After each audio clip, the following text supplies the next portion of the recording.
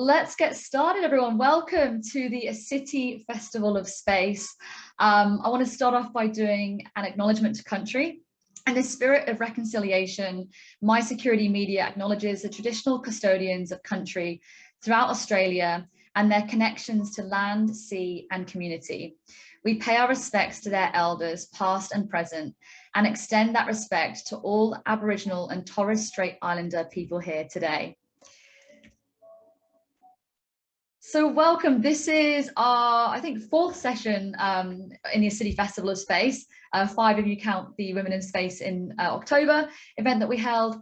So we're really kicking things off, and it's been great so far. Maybe you've had a chance to join some of our sessions already, but if you haven't, they are available on demand. And today's going to be a great day. We've actually got 3 sessions today. So the first one this morning, the future of work, your role in the space sector. At 12 o'clock today, we're kicking things off a panel discussion, space innovation for defense and national security. And then this evening, we've got in-orbit logistics as well. So it's going to be a jam-packed day of knowledge. I would like to start off by acknowledging and thanking our sponsors, Inmarsat, our platinum sponsor, Fugro Spark, our gold sponsor, our Women in Space sponsor, Lockheed Martin, and our official media channel, Space and Defence. Now I'm going to ask all of the panelists to turn their cameras on and join me on screen, and we'll get started with the session. So I'm going to do a quick introduction. We've got James Yuen today, who's the Director of Space, Western Australia, Australian Government Department of Jobs, Tourism, Science and Innovation. Welcome, James. We've got Renae Sayers, the Deputy Director of Space Science and Technology Centre at Curtin University. Welcome, Renae. We've got Rob Kremer, who's the Director of Kinexus Australia. Welcome, Rob. And we've got Bidushi Bhattacharya, who's the CEO of AstroHub. Welcome, Bidushi. And my name's Jess Bainbridge, and I'm the technology host and editor here at MySecurity Media. So I'm going to unshare my screen. So welcome, everyone. I am really excited for today's conversation. I think it's safe to say that the space sector is absolutely booming. I don't know if it's just because I'm working on a space event at the moment, but I keep seeing it everywhere. So it's definitely rising in popularity, and certainly the job sector is booming. Scott Morrison literally last month said, by 2030, we want to triple the size of our space sector, adding 12 billion to our economy and creating up to 20,000 new high-skilled jobs, providing more opportunities for Australians and industries. So yeah, really exciting. What I love about our panelists today is that you all come at this from a slightly different angle. And from different, we've got Bidushi's over in America. We've got 2 of our panelists from over in Perth. And I know it's very early in the morning for you guys, so I appreciate you making the time today. So let's kick things off by having each of you introduce yourselves, tell us what you do in the space sector. And I'd also love to know what inspired you to get into space in the first place. Bidushi, let's start off with you. Yeah, thank you. And thank you for inviting me to this conference. I am very excited to be here because I have been passionate about space since I was 10 years old. I initially got inspired watching NASA go to the planets, and these spacecraft would have live TV coverage. And back in the day, you had to watch the evening news rather than, you know, getting recordings. We didn't have such things. You know, there were no VCRs or even, you know, anything like that. I think the thing that really got me was connecting these points of light in the sky to actual places that you could travel to. And that just blew my mind as a kid. And I have been in love with space for decades. My first job was on the Hubble Space Telescope working for NASA. And since then, I worked on a number of different projects from Mars to Jupiter. And I started my space startup a few years ago because I realized we were shifting over to a commercial realm and that there was going to be a different requirement for skills and just a different playing field. So I think the topic today is perfect, and I'm very happy to be here. That's great. And Rob, we'll head to you next. Good morning, Jess. And yes, again, thank you very much for having me here. I'm very excited too. So my name's Rob Kremer. I've been in the defence sector for 25 years. So first up as a maritime warfare officer in the Navy, where I was a user of space technology. So communications, navigation, surveillance systems and products. And space is one of the 5 domains that defence operates in, the other being sea, air, land and cyber. So for the last 17 years, I've been working on the industry side. So I've been supporting companies building their space capabilities amongst others. And particularly when it comes to sort of workforce insights and workforce data products. So I do a lot of work with policymakers and workforce planners. So yeah, very interested to in this conversation today. That's great, thanks. And Renae, over to you. Hi.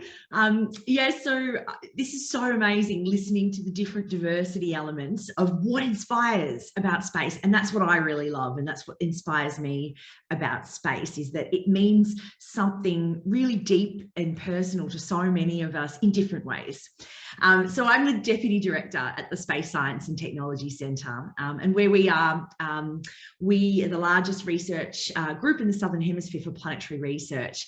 And what's fascinating about this and understanding about the questions that we're asking, we're trying to understand, uncover the origins and evolution of our solar system, and we our research paves the way and helps space exploration, and in turn space exploration gives us rich data that we can continue to understand and unlock these secrets of our solar system and ultimately who we are and why we are here. And I think that's just a tremendous question to be able to ask. For me, question asking was critical to standing here right now. I was always the annoying kid asking why? And so I would get all these gorgeous space books, astronomy books, you know, as gifts. And I just loved them. It was fascinating. I actually ran away to join a science circus after doing astrophysics in Melbourne. And the seed to that was actually writing an email to NASA as a 16-year-old. This is a really neat story now because we work with NASA. We're the Australian representation of planetary research to NASA. So it's a nice little story that, you know, all those years ago, I wrote an email to them, but they wrote back, and it was all about, what is this thing, this Office of Space Science and Public Outreach? I see your scientists going out there and connecting to the community and sharing these stories of space. Tell me more. And that's how I understood what science communication was and how powerful that element is in creating, you know, rich communities that embrace science and STEM as part of who they are and what it can bring for society. So I'm really passionate about that. So thank you for having me here today. That's great. I love your passion, and I love that full circle moment. That's awesome. And James, finally over to you. Thanks, and thanks a lot for being able to join this, and I'll try to follow Renae's energy. So I'm James Yuen, so I'm the Director for Space at the Western Australian Government's Department of Jobs, Tourism, Science and Innovation. And this topic's really relevant to, I suppose, my role, which, you know, in the end I see is about creating those jobs for you know, not only people now, but more importantly, you know, what inspires me is the people of the future, or the children of the future as such, and giving them those opportunities to do things that when I grew up, I didn't even think were even possible. So I suppose I just fell into this role in some ways within government, you know, wondering, you know, what's happening, and I'm amazed by the amount of activity and opportunity here, and that's what really inspires me, that, you know, it's everyone from every age. I come back from meetings every day inspired and baffled by the amazing things that are happening and what I'm actually able to be involved with, and my colleagues the same, and I hope to create those opportunities and inspire children today. That's great, and it certainly is such an inspiring industry. And look, on listening today, we might have some people that are well versed in the space sector. Some people might be fairly new to it. I will just quickly say, for our audience members who are online right now, please feel free to use the chat function. Let us know where you're dialing in from, and you'll see there's also the Q&A functionality. So I welcome you to ask questions throughout, and we can definitely get to those as well. So yeah, as I said, there might be some people on the call today or who watch this session who might not know much about the space sector. So let's start at the beginning. And Bidushi, I'm going to throw to you. For those listening, can you give an overview of the space sector and the types of jobs that sort of exist from a commercial standpoint? Yeah, so this is an interesting question, right? If you had asked me this question just a few years ago, I would have had a very different answer for you. We've moved from the realm of multi-billion-dollar projects where you have to have a very specific STEM, science, technology, engineering, or maths kind of a background to more of the commercial side. And because the commercial side is leveraging new technology and the miniaturization of electronics, we've got so many goods and services.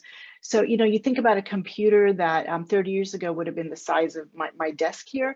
That computer now fits in the palm of my hand in the form of this phone, right? And so it's lighter, cheaper, and you can do so much more. And space technology has similarly shrunk. So at this point, I think the bottom line is we need people from all sectors to join us. It's not just space nerds or STEM nerds. And if you're talking about, working in a business, you're going to have technology, you're going to have sales, and we're finding more and more you need people on the legal side. And if you're going to be doing marketing, there's another area, space medicine is coming into play. So we need people from the medical sector as well.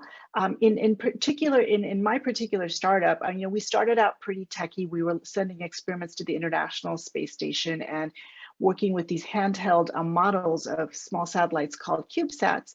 And that was well and good, but you can have your product. You do need somebody else to get out there though and market for you and really just do the sales. Because if you're talking about the commercial side, unless you can sell your product, you're not going to get very far. I think that, so across the board on the businessy side, it's good. And the other thing I really do want to emphasize is we really need people in outreach and just in public communication. This was something that Renae referred to. And I think that that's key because not only do we need to engage people today, those who already are professionals with skills that could be transferred, and maybe students who are ready to enter the workforce, we've got to get those younger people on board as well. And, as a matter of fact, I think people who are out there who've been working for decades are pretty inspired. So our story is very easy to sell in terms of space because everybody loves space. I've never talked to anybody who's kind of bored when they hear about me working in the space sector. But, we just need to bring that sense of tangibility and reality to space-related jobs. So I think just, it's a very broad answer. We need everybody to come on board who's interested, and, we'd love to work with you. So join us. That's great. And Rob, I'm going to head over to you. What do you see, I suppose, from a defence perspective? What are some of the differences and similarities between the space and defence sectors when it comes to workforce requirements? And I suppose, what are the associated risks and opportunities as well? Far more similarities than not. So both safety critical, highly regulated, high technology industries. That they utilise many of the same skill sets right throughout the development chain, from R&D, manufacturing, operations, sustainment. So there are so many crossovers from technicians, engineers, more so now, as Bidushi's just pointed out, in the marketing and other sort of non-core STEM professions as well. So there's a great opportunity for some crossover here of people, talent, experience.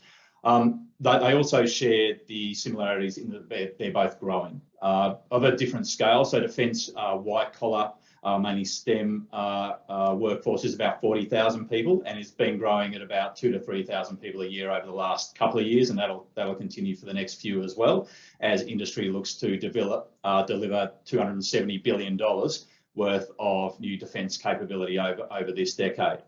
But likewise, as we've already heard, space sector is looking to triple in size to about 30,000 over that similar time frame as well. So again, similar skill sets, largely in many of the similar locations as well. But I would say that there's an opportunity for the emerging space sector to take the work to the workers and have a look at where those worker populations are, and maybe not be constrained by some of the legacy constraints that the defence industry has around workforces in, say, places like Canberra, where supply and demand aren't necessarily aligned. Also culturally, I think this is really important. I think that there are great similarities between the ethos, the expectations between people who work in the space and defence domains, and I think that'll be a great opportunity moving forward. Risks, though, again, is just coming back to that availability of workers.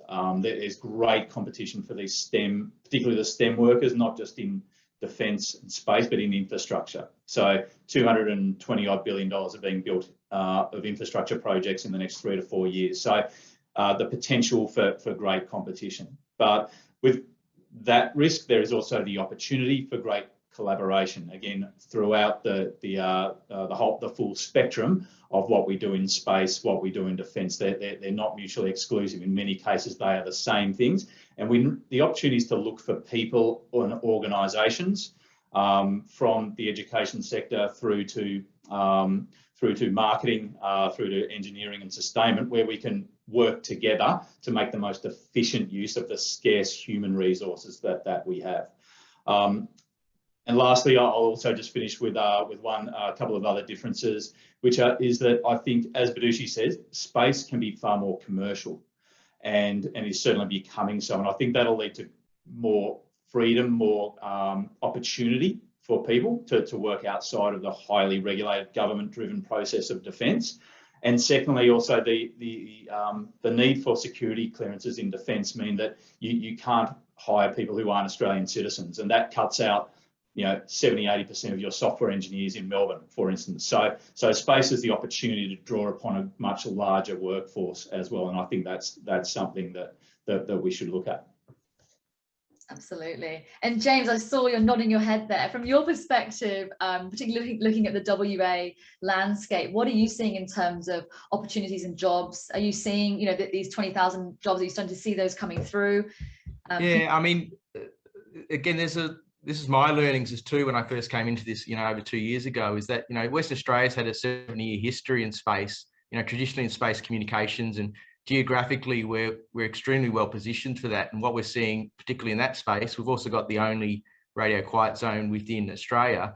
We're seeing a lot of attention and attraction of companies coming here who are really in that commercial space of providing services to the big commercial players, and also the international space entities like European Space Agency or NASA. So we're seeing, growth there, and we're seeing more growth happening. We're also, emerging areas in that comms is laser communications, where we've, Western Australia's got the only ground-based laser comms, and geographically, again, we're very well positioned. So there's conversations and people looking to capitalise on that. So that's going to be a future. So there's jobs already in those sectors, and that's happening. Space situational awareness, another area, we're seeing that happening. But then you look at remote operations, where, Western Australia, and other areas have got world-leading remote operations, and we're seeing with some of the investment the state's made here in Frugo Spark, some increased activity and interest in that. And so we're seeing, people already come from the space sector into those areas, and obviously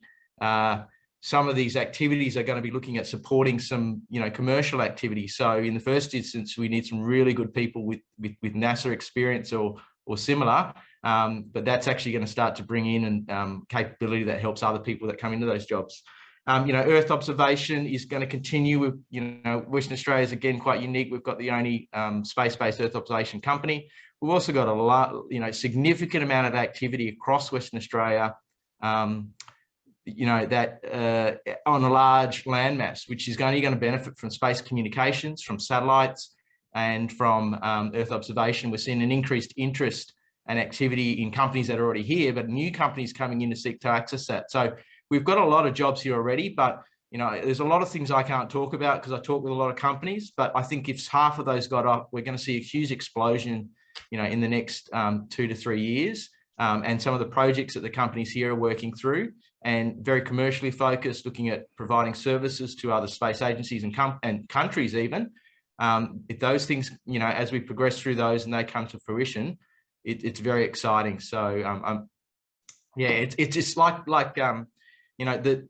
what I think we could be doing today, or what I thought we could be doing 6 months ago, is totally different to the opportunities that I currently see in front of us now. And just another one, we've even got a spaceport being progressed, the Western Australian spaceport in the southern part of the state, and they're looking to have that up and running by 2024. Obviously, there's commercial realities and things that need to come into play, but they've got a solid base in terms of their model and what they're doing and who they're engaged to make that happen. So again, that's something I would not have probably had my hand on heart and said would be possible 6 months ago. So the jobs are evolving, they're definitely growing, and it's just how quickly and how many more jobs is unknown, but they're going to be here in Western Australia and across Australia. How great. And talking of exciting activity, we've got one of them on screen behind Renae. Now, Renae, you've just recently launched the Binar-1 mission, which is WA's first homegrown spacecraft, which is very exciting. What does this mean for the space industry in WA, and how will Binar-1 engage the next generation of STEM students? Yeah, thank you so much, Jess. James, you missed WA in space. I was leaving that one for you. I didn't want to. No, thank you so much. And yeah, it's really, really exciting. So at the Space Science and Technology Centre, we have the Binar Space Program. And so behind me is a render of it in space, but we actually have some gorgeous images of it coming out of the International Space Station, only a few months old. So Binar-1 is just one spacecraft. So as James said, there's a lot of action happening, a lot of interest here in WA, and we've actually partnered with WA space companies like Fugger Spark on our program. And we got seed support from the state government and AROSE as well, Remote Operations for Space and Earth. So when we talk about Binar-1 as a project, it is just one spacecraft, but Binar is not just a project, it's a program. And what that actually means for the state is, and Australia, of course, that's where the conversation starts to get interesting. So currently we have 40 undergraduates on the project, and these are Curtin students who have built hardware and software, and it's flown in space and it's worked. So that is an extraordinary thing for WA and for Australia, that we have these students that can talk to this experience. So it's a program, and that experience gets as a transfer of that knowledge, building that knowledge economy within a university. That's what's exciting, because it is a program that can get developed, transferred, and then ultimately as we get more students coming through, it's part and parcel of that experience. It's not just a one-off thing. And this is how we're going to continue to deliver even more for WA and Australia, for industry and for STEM. So the key thing here is Binar-1 is going to be followed by 6 more spacecraft in the next 18 months. And that's got everything to do with how our technology has been built. We've built everything from scratch. Instead of doing, racks of CubeSats, and you buy different subsystems from different suppliers, sometimes from around the world in different supply chains, we've been able to do everything on a single printed circuit board. We've designed that. And so the actual bus, so this is everything you need for your spacecraft to work, only takes up about a quarter of a 1U, a traditional CubeSat. And so what that means is we've unlocked all this extra space, and so we can print them just as we were talking about mobile phones before. We actually can start to print these spacecraft, which means we can do some really innovative things with them. We can work with schools to ensure that we're getting the young, bright young things engaged and doing things, real things that contribute to their skills and to their knowledge and to the culture of this is a reality for them. It also means we can offer that space up to WA innovators who would like to create on-orbit validation for their commercialization products and have a bite into this market, because you obviously can't be in the space market unless you're validated, and that's a really big ask. So it's access to space with our platform. And it's the flip side of the coin of when we talk about access to space. With launch costs coming down, if the cost of your spacecraft is still millions of dollars, and the process of getting to space, not just the launch cost, but getting there is really expensive, then we've immediately cut out students, startups, and researchers that already have such a heavy lift in the funding environment. So I guess that's the competitive advantage to underwrite WA's participation in the space economy. So we can fly missions that inspire our young people. And we already know through a lot of incredible work that's been done year on year, fiscal report after fiscal report, how good space activities, and in particular a space program, is for economies. So we sometimes get asked why we spend on space when there's plenty more problems on Earth to solve. And if we just look at some of the numbers, I mean, the space sector globally and domestically is growing at 8 to 9% yearly, which is 3 times faster than average economic growth. And what's particularly relevant for here in WA with the BINAR space program, it's the space exploration element. So this is the off-Earth economy, the Artemis, the CLIPS, the SpaceX, and that uplift is growing at 23%. So it's about the public investment in space science is the way to get there in the context of some of the models we look at. For example, NASA, they had a 3-to-1 return in a single year. And we know that that's huge over the life, cradle to grave of innovations. So for example, in 2019, it was 21 billion in, and NASA generated 63 billion back out to the US economy. So we know it's not a waste, it makes money, we know that it inspires, and we know that it can shift the identity of young kids and understanding what their role is to play, because space is here, we're putting it in the palm of their hand, and we're showing that it is for them, and this is the way to participate. That's great. And I guess, so leading on from that, you know, you've inspired the students, we've got them through, they're doing the degree. Rob, let's pretend that we've got a careers fair on, they're coming to the end of their degree, you've got a booth, Kinexus have a booth. How would you articulate the value of working in the space sector to some of these students? Well, Jess, I think I'd start by stepping aside and having my version of Renae standing there. So as Renae said earlier, it's about stories. We know from surveying the defence sector workforce, and within that the space are part of that workforce as well. We understand what they value.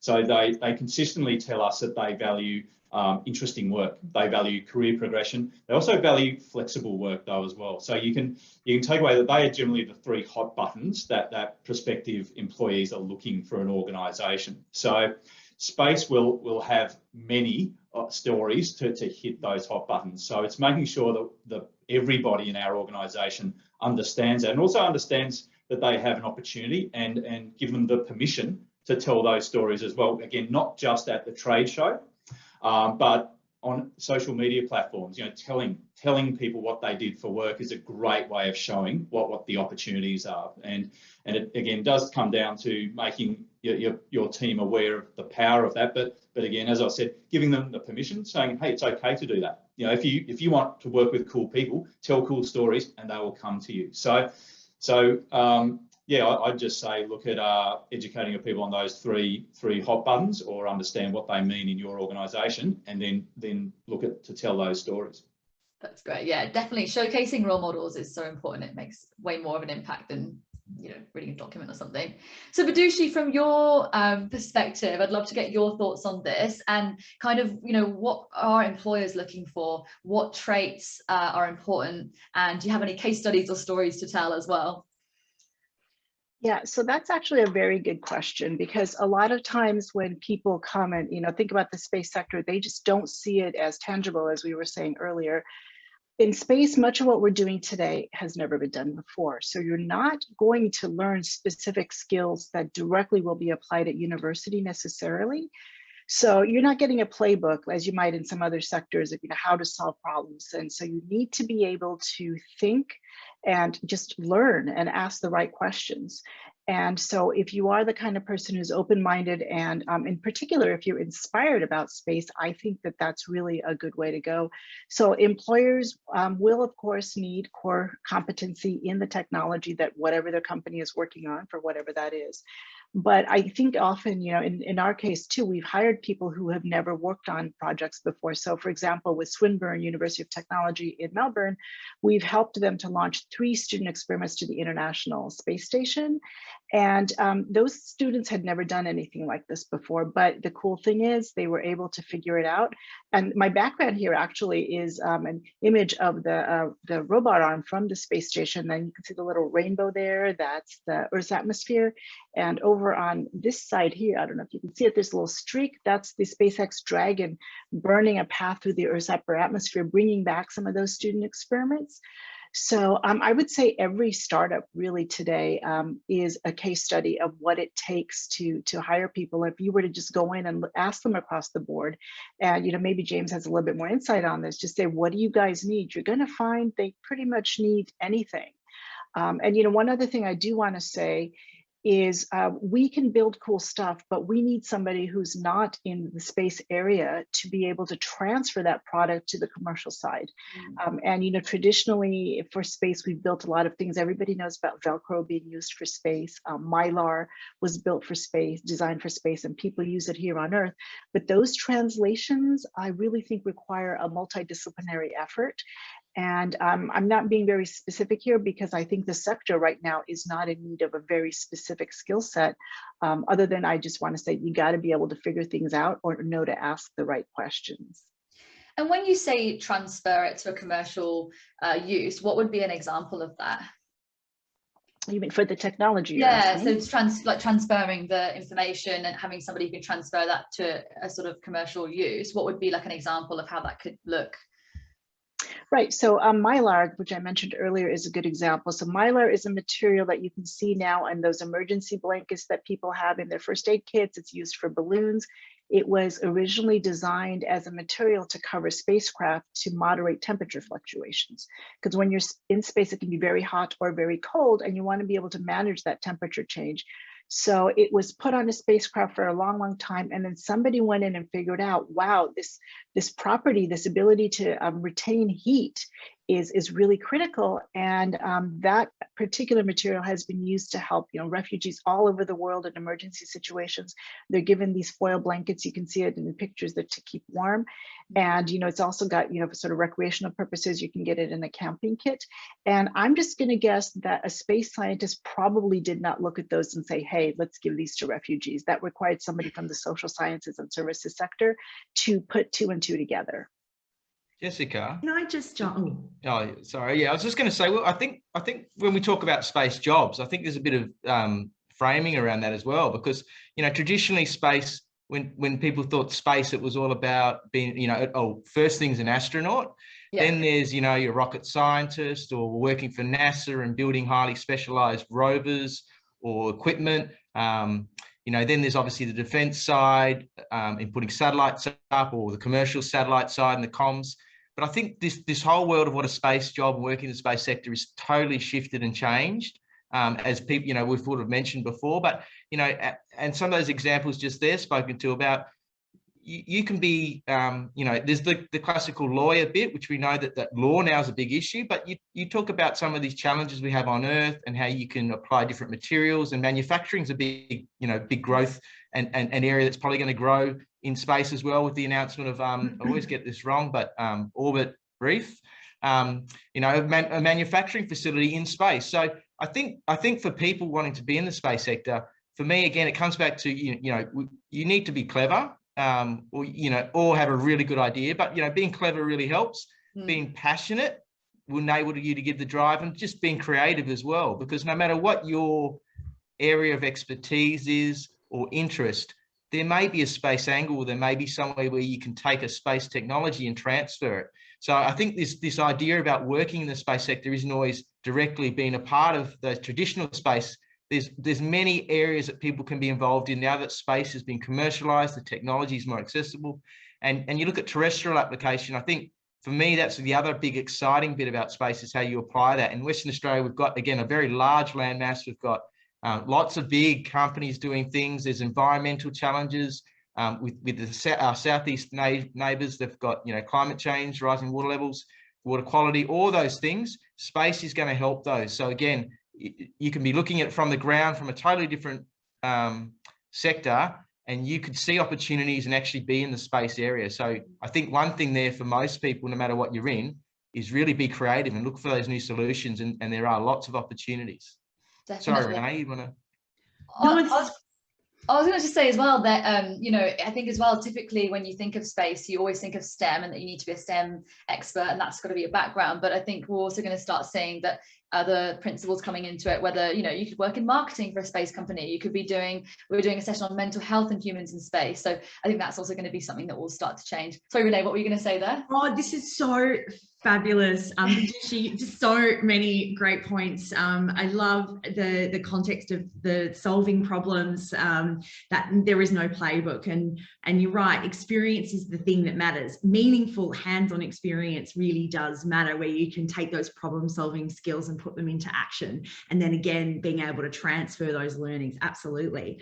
I guess, I mean, I want to go in two directions. I want to talk about science capital in the context of being able to have a community that actually sees that science and STEM is for them. And I think when we talk about the different skill sets, it's not just be a scientist or an engineer.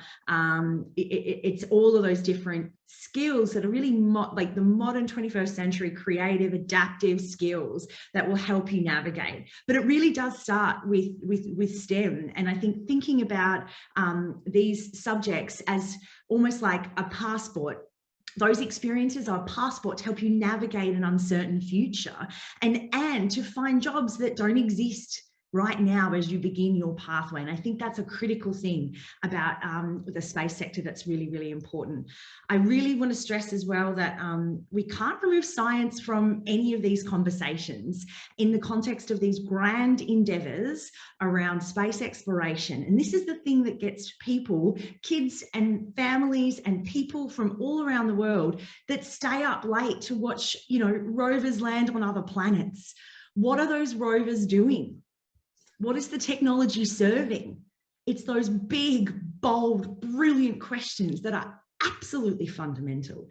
And to go back to Bidushi, to your beautiful example of Myla, you're right, the scientist that was developing that concept in its instance, that's blue sky research, that's basic research for these endeavors. And we are not funding that very well in this country. We're actually seeing as the spend on science-based R&D as a percentage of our GDP has decreased over the last 10 years.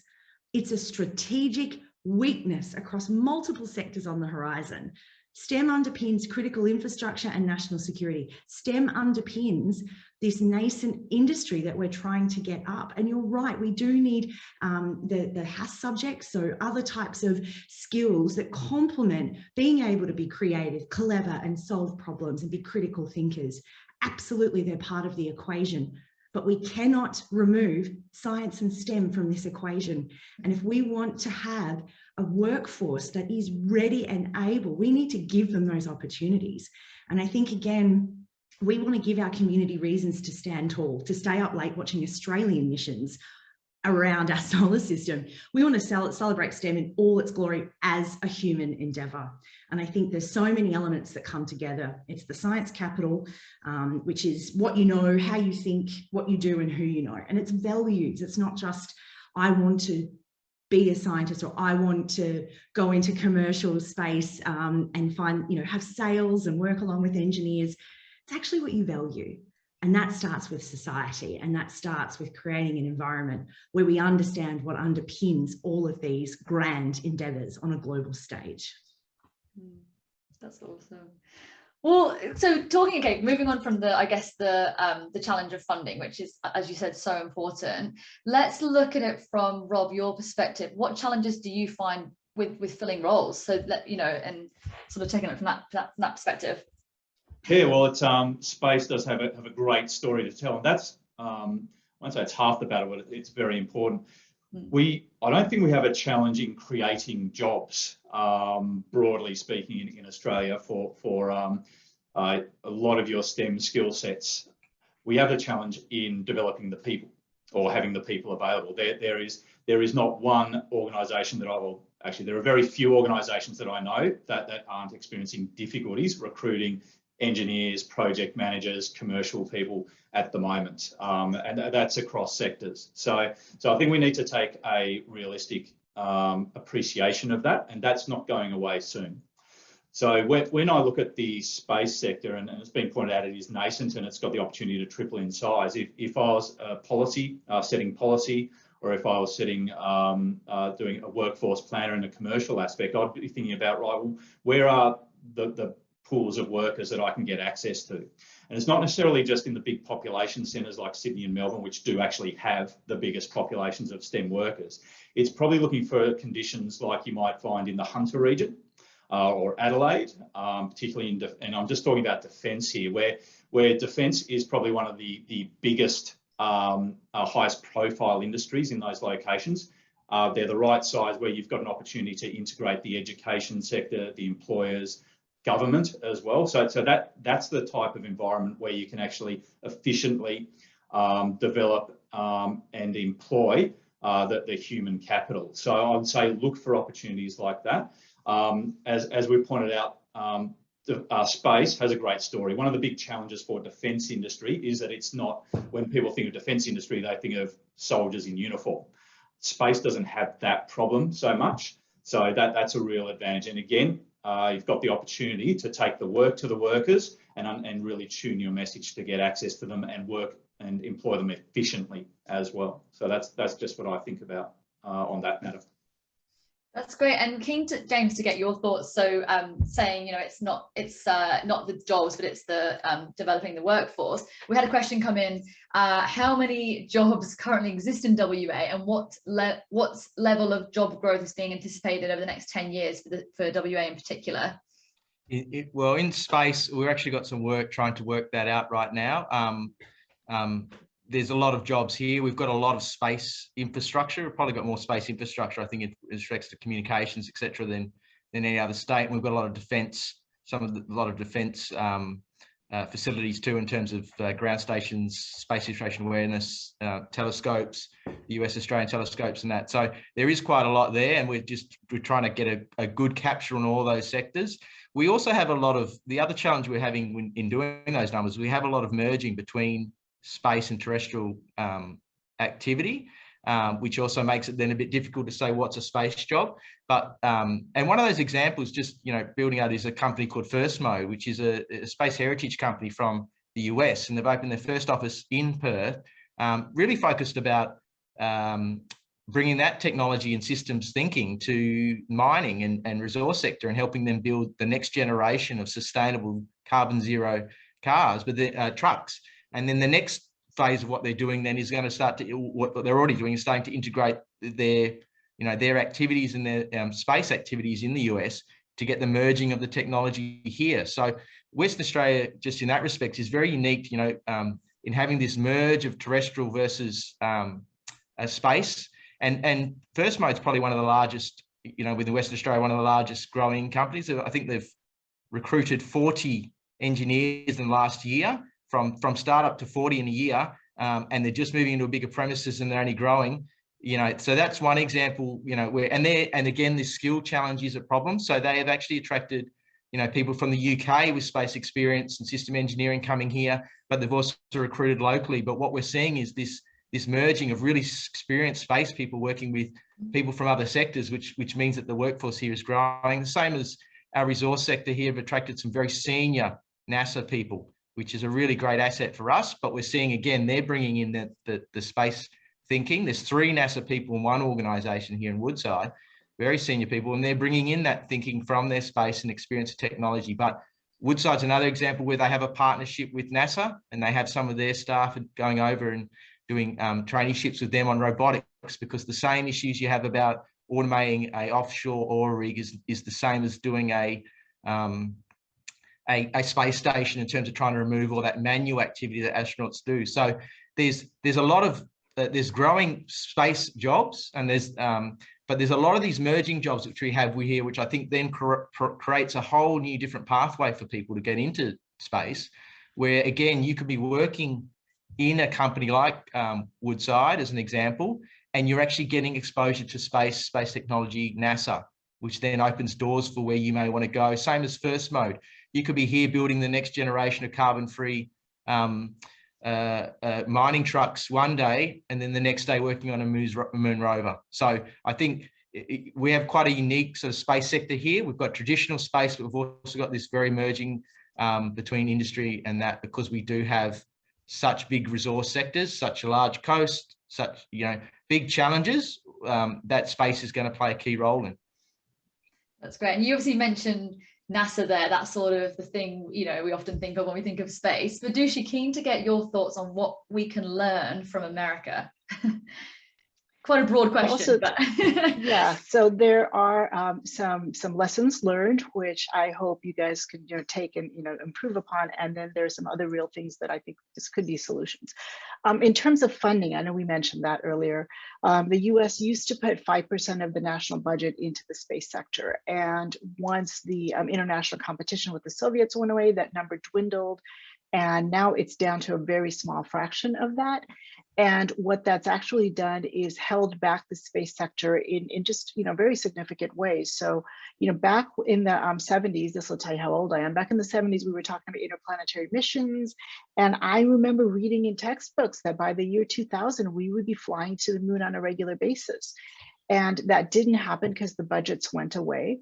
And I'm hoping that that gives a clear indication that the funding does have to be there, especially in terms of R&D.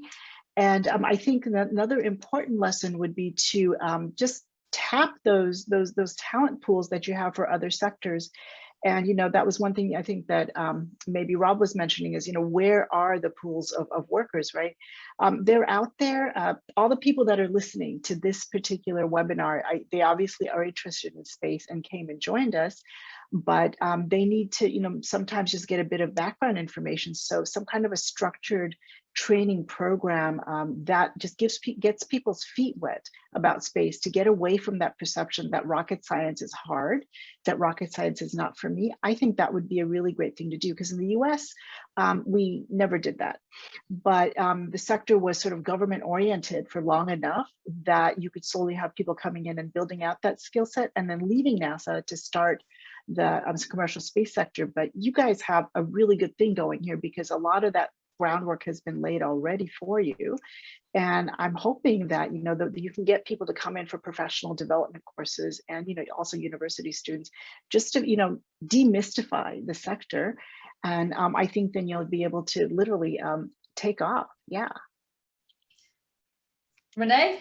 Oh, Bidushi, this is wonderful. I wanted to lead off in what we can learn. There's an amazing program called the CubeSat Launch Initiative. Bidushi, are you aware? Yeah, of course. And it was designed to effectively create an army of these, clever, creative, bright young things that can, really crack in and create different markets. And that's what it did. That's where a lot of the startups came from. And from a US point of view, these startups are competitive with the primes simply because they have the space heritage. They're able to fly things. They end up getting validated. They have a concept for an instrument. They understand how to get it on orbit. They understand how to get data, and then they can pivot that into a market share. And so they stopped counting after about 70 new startups over this program. It's been running for over a decade. And the idea was that NASA would provide launch, with the form factor of CubeSats. It means that they were able to, slot in as secondary payloads.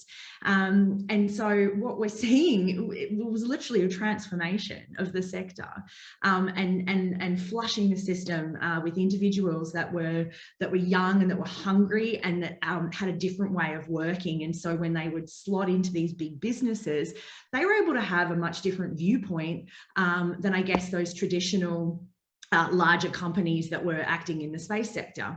And just to speak to the merging, the sort of merging jobs and the merging sector, I guess, that we see here in WA that James was speaking about, particularly with our big companies, big coast element to it. What's really interesting is being able to give, our students those hands-on experience where they're cutting their teeth in these problems, but they're also getting really good perspectives on how to get stuff done. So they're getting diversity within a small, like the life of a project rather than one segment of a project. And that's the other element. So with the BINAR, with our BINAR space program, we have BINAR-X, and BINAR-X is literally ripping that page from the playbook from the CubeSat Launch Initiative and saying, if we can remove the barriers to access to space and provide a platform that the students can actually, test, like design, test, build, launch, and they can understand the end-to-end cycle, they're able to apply that and go with those competitive skills and be able to understand how they can plug into the big system as well, you know, in those merging jobs, as well as being able to understand how they can create new jobs and create new markets from that experience. So I think that's a missing link at the moment. We have incredible inspiration in this country. Australia is doing a great job at highlighting what options are out there, telling stories about opportunities, making sure our parents and our families can give reassurance to our young kids that yes, if you have passion and persistence, you can have a job in the space sector, and know that, you know, we don't have to put pressure on our young people saying, oh, it's great that you want to do a thing in space, but what's your real job going to be? Removing those pressures and showing the potential is a big part of all of this. So it's just making sure we have a pipeline with this incredible horde of inspired, bright young things, put them in a position where they can in fact do things, hands-on things, provide context to the things that they're learning and understand how they can apply it in the real world. And I think that's what's going to create a real difference as quickly as possible, because we're meant to be getting 20,000 new jobs in the Australian space sector, I think by 2030, and there's not many years left. So we have to think really smart about what is the thing that we can do at scale to really shift the needle on this issue. Definitely. Tangible skills all the way. That's so important. Now, talking about those merging sectors, Rob, from your perspective, what's been your experience with integrating people from adjacent sectors? Mixed, Jess. So I spoke earlier about, you know, we've mapped what the values are in the defence STEM workforce, which again, you know, encompasses the space element of that as well. And where we've surveyed other adjacent sectors, it's been interesting to see where the similarities and differences are. So I'll give the example of, say, the rail sector. Their values and expectations are quite similar to the ones that I outlined earlier, which is, you know, interesting work, career development, flexible working arrangements. One thing I didn't mention though was remuneration. So over the years that we've been surveying, remuneration has typically been number 3 or 4. So it's never been number 1. So it's the expectations of our people are, yeah, pay me well, but I really value these other things. So it's first up is understanding what is important to your culture, and then when you look to identify, attract, and then assess and integrate people from adjacent sectors, is understanding, do they share these same values and expectations? And where they don't, we need to understand what type of risk that presents and how we can manage that, because I've seen a lot of examples of individuals and companies come into the defence space, usually from more commercial industries, really struggle with the way that things are done in defence. And I think that's can lead to great inefficiency. So something that I'd recommend that individuals and companies look at from both sides. And you know how they're sort of saying it's the great resignation is coming next year, apparently. Is this something that's on your radar in the space sector as well? Is that something that you think the space sector will get impacted by? Less so, I think, Jess, because I think there's the interesting work there. And again, one of the competitive advantages that I think the space sector has is that, again, it is nascent. It can design itself the way that it wants. Working from home, flexible work, I think that's going to be one of the core issues that will drive that resignation. And space sector has I think, a pretty good track record on that where it can. So who knows? Maybe they'll all come to the space sector, and then you'll have a flood of new people, which would be cool.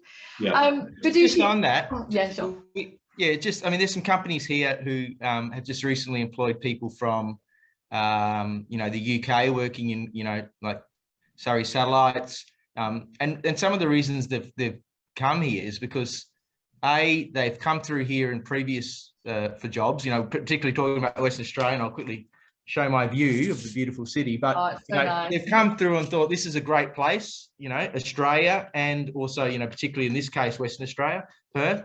And there's jobs in space, and so they've come in and they're working for companies here, helping them do things which we'll hopefully make some announcements about, which will be involved in supporting moon missions and activity on the moon. So we're seeing, and we've also seen a number of people come from NASA. Again, I mentioned before here, and one of those draw cards was that Australia was a great place. I think from the terms of both from an employment side of attracting the right talent, which then brings in that more activity and capability here, Australia is well placed to do that because we're a great place. We've done very well through COVID.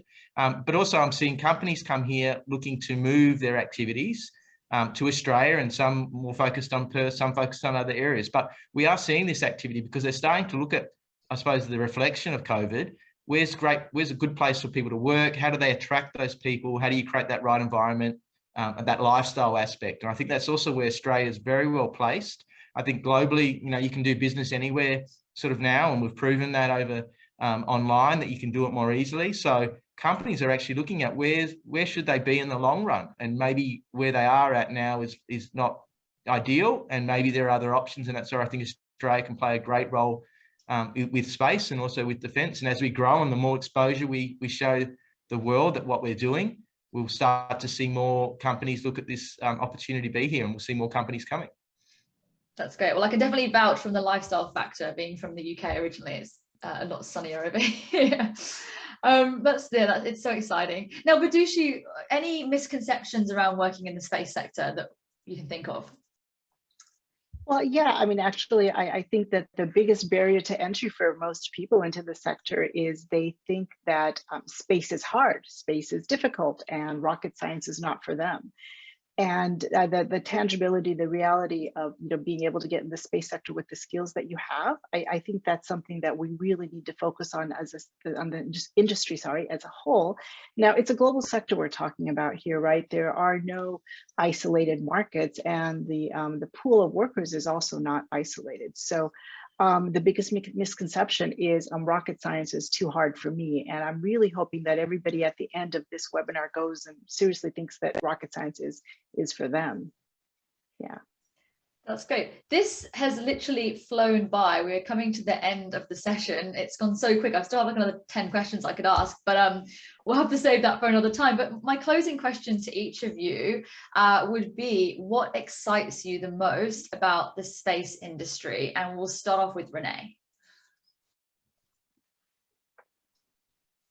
What we have seen with BINA, we have captured the hearts and the minds, and in some cases business drivers of the community.